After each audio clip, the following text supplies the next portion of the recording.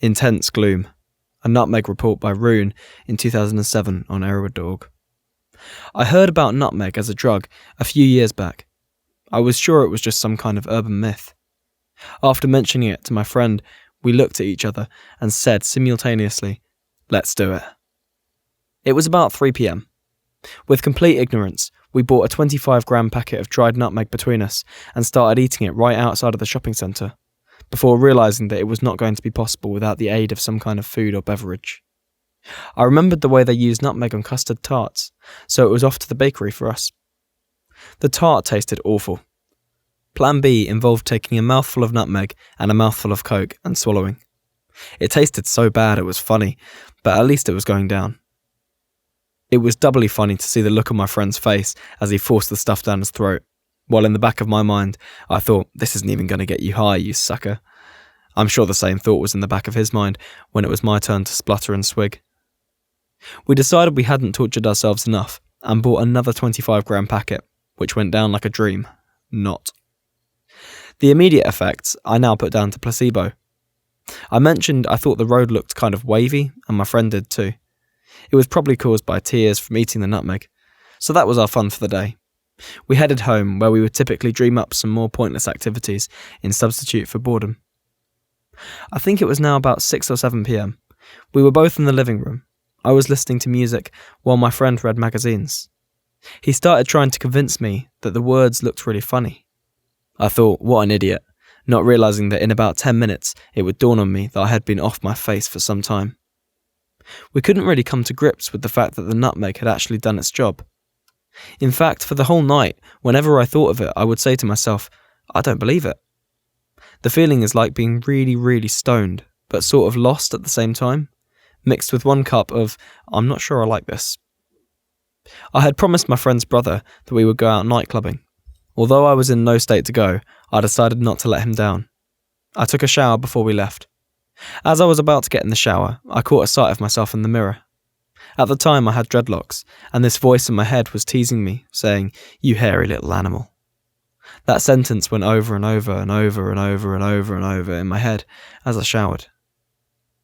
I shut my eyes and a new world opened up. I was in a hedge maze and there was no way out. This didn't scare me because I knew there really was a way out. Open your eyes.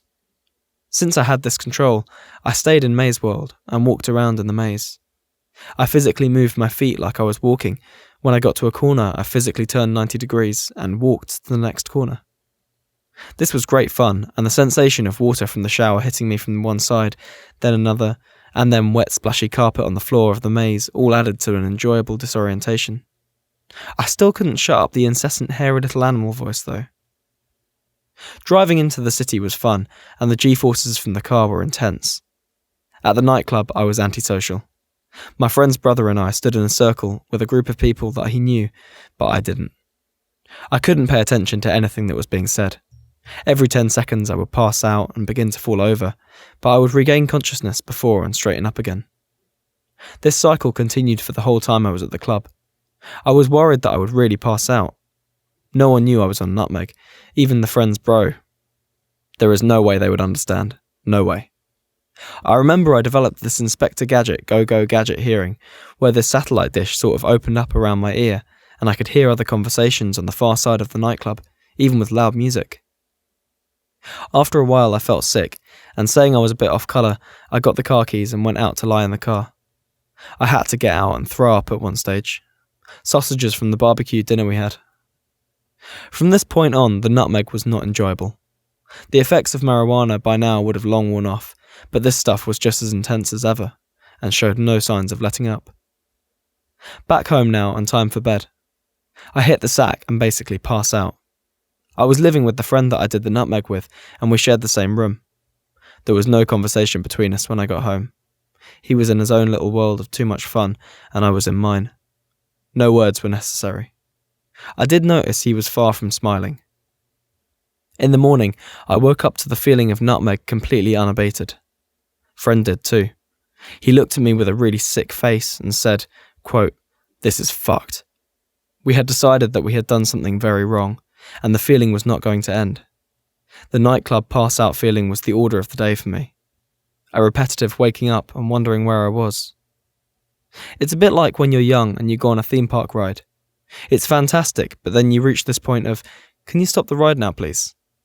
No, really, I've had enough. I'm serious. Please stop! Then you throw up, but the ride keeps going and going. By that night, we were both glad to be coming down, although it wasn't until the next day that we were totally back to clowning around like a couple of morons. The Nutmeg experience seemed to involve many themes repeating over and over, and generally lots of repetition.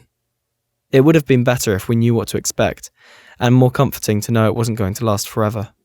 Thinking that was pretty scary. You should respect Nutmeg, and try to plan how much you have, and what you're going to do with your time on it.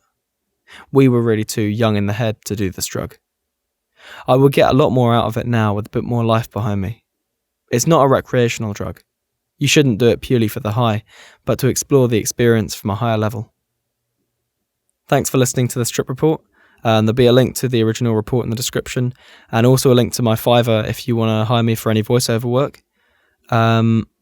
Thanks for watching, and I'll see you in the next video.